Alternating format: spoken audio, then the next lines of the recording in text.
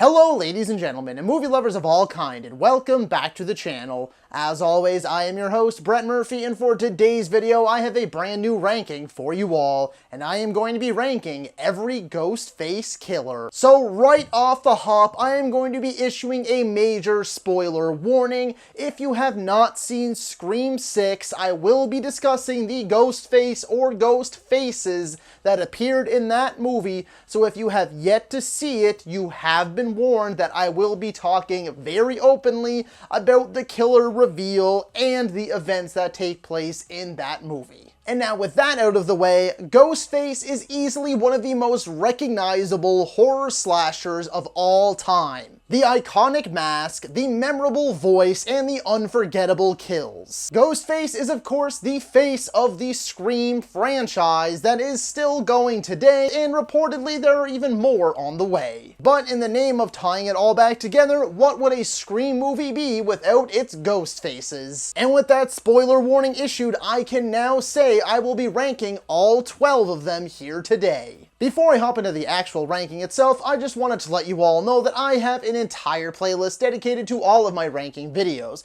So if rankings are your thing, then there are well over 100 videos already on that playlist for you to enjoy. So be sure to check it out, and I guarantee you'll find something you like. And so without further ado, let's hop right into things. Number 12. Mickey, Scream 2. Look, this one is a crying shame because we all know and love Timothy Olyphant. We know what he is capable of. We all know that the guy is a great actor, but that was just not on display at all in this original Scream sequel. No, it is definitely not his worst performance. He has had far worse, but it is most certainly his most forgettable. I mean, the man disappears from the movie for like 30 to 45 straight minutes and then just pops up in the dying minutes of the film for this big reveal and then gets killed off, and that's that. So yeah, for me, last place seems fitting because he is by far the most forgettable. I actually had to look up his name again. Number 11. Mrs. Loomis, Scream 2. Now, I fully understand the character's motives with this one. She is avenging the murder, or I guess really death because it was totally justified, of her son. But where this all goes astray for me is in two key areas. One being the fact that she is also, just like Mickey, insanely forgettable because she is barely in the movie, and two, I just find the character to be unbelievably annoying whenever she is in the movie. Not to mention, I just don't buy the whole avenging her son thing. I mean, the whole reason that Billy became a serial killer is because his mom left. She just flat out abandoned them when she found out that her husband, Billy's father, had cheated on her, so it drove him to the point of becoming a serial killer, so they must not have had a great relationship to begin with after her leaving. So I really do find it hard to believe that she would go through all this trouble to avenge the son that she cared about oh so much. All I know is that she's certainly not getting any Mother of the Year awards. Number 10. Roman Bridger, Scream 3.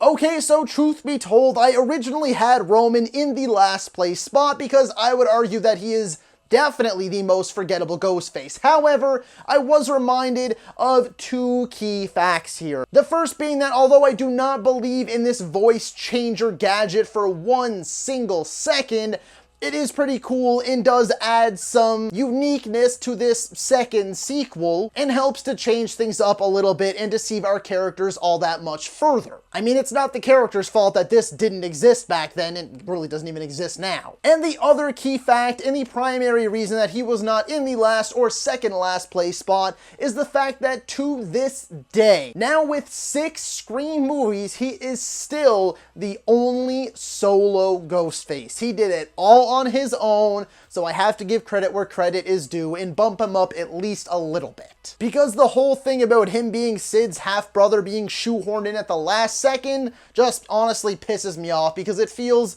just so weak and lazy and flimsy. I mean, I guess it's believable if her mother really was sleeping around all that much, but could she really have hidden it for that long? And he's not seeking her out until now, and there's just so much wrong with it. Number 9. Ethan, Scream 6.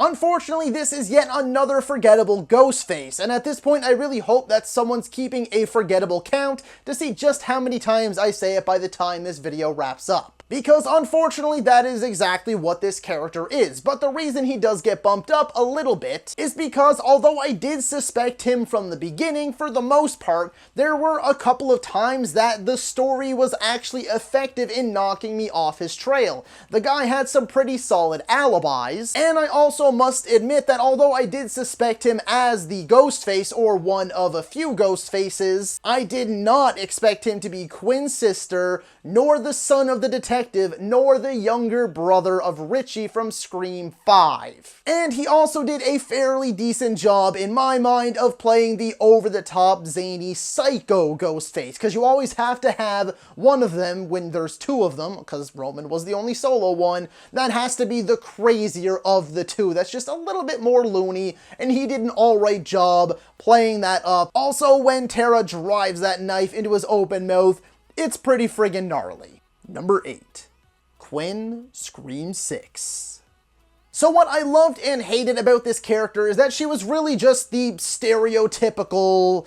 I don't really want to put a label on it because it's not very nice to say, but essentially her whole character is built off of her just sleeping around with every guy that she meets. That's really all we get to know about her before she is killed off. Of course, I'm throwing that in brackets because she is one of our ghost faces, and it is revealed that she was actually just kind of playing it all up, and she's fairly intelligent and extremely pissed off that the sisters killed her older brother, also Richie. And that this whole time she was in cahoots with Ethan and with her father, the detective. They faked her death, so I really didn't see it coming. I thought she was just another throwaway character, just sheep for slaughter, just, you know, another body for the kill count. When she died, I just suspected nothing else. I thought that was it. I thought she was done, and then all of a sudden she shows up in the final act, and I was genuinely surprised. So...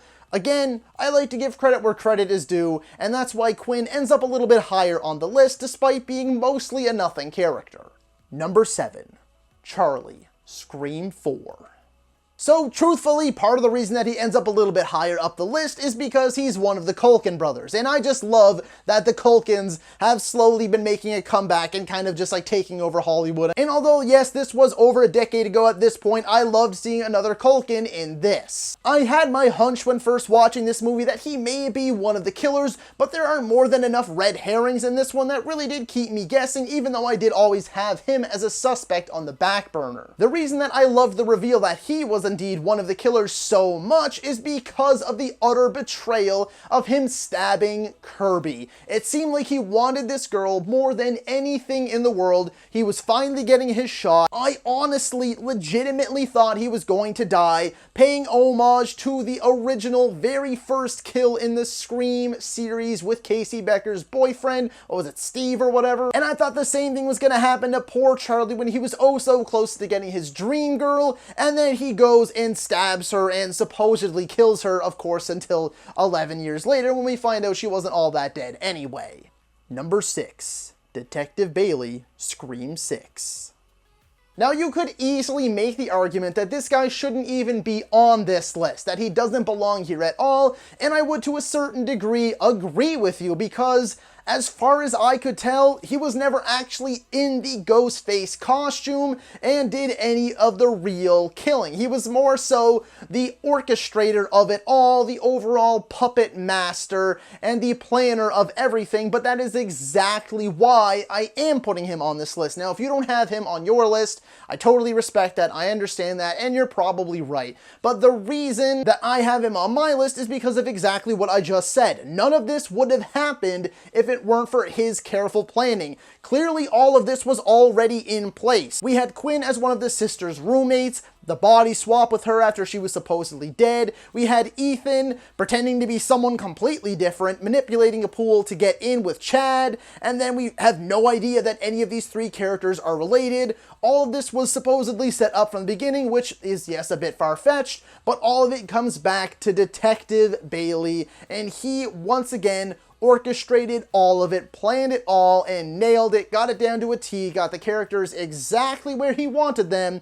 It just didn't really turn out the way he was hoping. And that's why I am personally including him as one of the Ghostfaces. He also had an insanely brutal, violent, vicious death, which is always oh so satisfying to see the killer get their comeuppance. Number 5. Amber, Scream 2022. So really, I don't feel that Amber gets enough credit, because Richie is sort of the one that outshines her. It's a mix of things. It's a mix of the fact that people love Jack Quaid from The Boys, and honestly, his performance is pretty solid, and the reveal that he is one of the killers is done extremely well. But the reason I am here to give Amber the credit that she deserves is because I really fell for the whole act. She seemed so defensive of Tara. She was even standoffish with Tara's own sister. She had the puffer with her, like a backup puffer at her house, and she was the opening threat, the reason that Tara went out the front door in the first place and Ghostface attacked her and everything. So the bond felt between Tara and Amber really came off as so genuine that even though I did suspect Amber as being one of the killers, I didn't want to believe it. And therefore all the credit goes to the writing of the character, the direction of the directors, and the performance by the actress. And although I do think some of her lines after the reveal and some of her mannerisms, I think she was really trying to channel her inner Stu Macher, and it came off as a little bit cheesy, a little bit corny, but I think in the context of the movie, it works for the most part, and really all I'm going to end with is the fact that I believe we should all be giving Amber at least a little bit more credit. Oh, and as an extra little add-on though, not trying to discredit Amber, but there is no way that Amber is the one that killed Dewey. Like, I just don't buy it. The size difference in terms of like height and weight and what Ghostface does to Dewey and everything, like, I just don't buy that that's Amber, but whatever, tomato potato. Number 4, Richie, Scream 2022.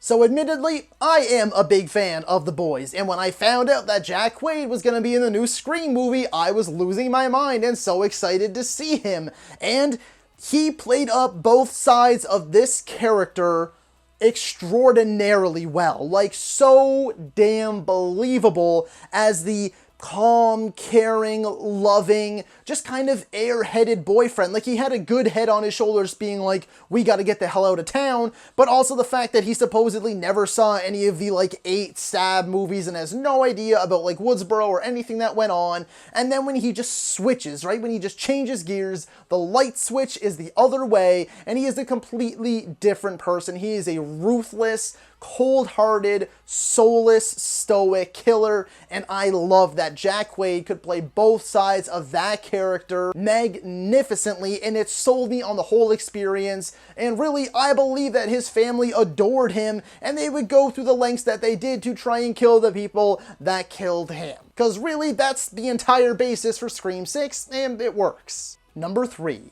Jill, Scream 4.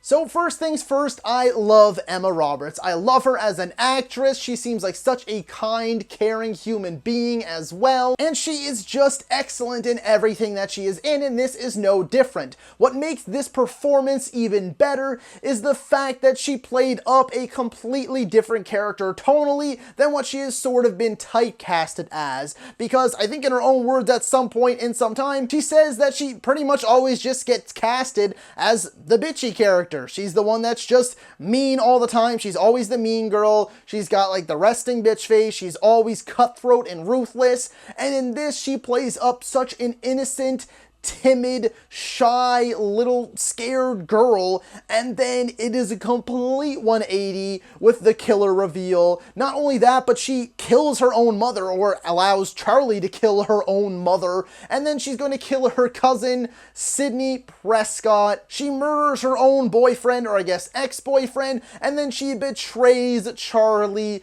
at the last second. I mean, when I said she was cutthroat and ruthless, yeah, that is the definition of this character. She is willing to do anything and everything to get her 15 minutes of fame. I love what Emma Roberts brought to this movie and the series as a whole. Really, really, really emphasizing the whole everybody's a suspect from our boy Randy back in the original Scream. Number 2, Stu Macher, Scream.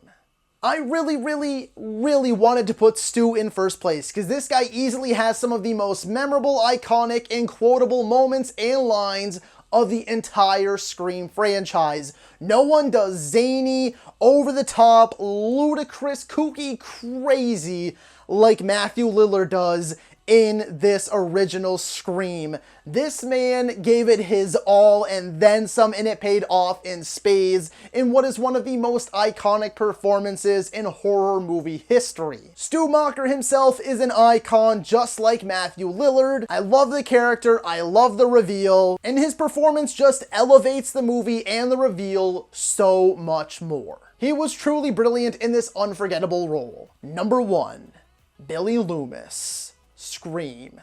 When you think of Ghostface, you think of Billy Loomis. My man, Skeet Ulrich, how could you not? Not only was the guy dashing and oh so handsome back in the late 90s, but he played up the oh so innocent, just wants what's best for his girlfriend oh so well. And then he snaps and just turns into a mean, cold-hearted son of a bitch when that reveal finally happens. And there is no doubt in my mind that Stu is definitely the crazier of the two. He is an absolute lunatic and far more entertaining than Billy is, but Billy is, without a doubt, the brains of the operation, the whole reason that all of this started, and Stu is essentially just the faithful best friend tag-along. And though I'm not faulting Stu whatsoever, I think it's pretty clear that I adore Stu and Matthew Lillard. Billy Loomis is Ghostface, and Skeet Ulrich is the only killer, I believe, to continue reprising the role, as he makes brief appearances in both Scream 2022 and Scream 6, and I'm assuming if we keep going with these characters, he will likely keep popping up. Truth be told, you can't help but love Skeet Ulrich, and you can't help but love Billy Loomis. You can't beat a classic, you can't beat the original. Billy Loomis is without a doubt the most iconic and best of the ghost faces. So that is all for today's video, folks. Be sure to let me know down in the comments if you agree or disagree with my ranking. While you're at it, be sure to let me know how you would rank all 12 of the Ghostface killers. If you're a movie lover whatsoever, then my channel is the place to be for you. Be it rankings like this one, top 10 videos, versus videos, tier videos, I have it all, and so much more, with well over 700 videos already on the channel for you to enjoy. So if you enjoyed this particular video, then be sure to hit that thumbs up button. And if any of that sounds like it's right for you and you want to see more from me, then smash that subscribe button right now. While you're at it, don't forget to ring that little bell icon, that way you can be notified about all of my latest uploads. And as always, stay safe, thank you so much for watching, and that's a wrap. Hey you, yeah you, if you made it this far, just know I appreciate you, and while you're here, consider hitting that subscribe button.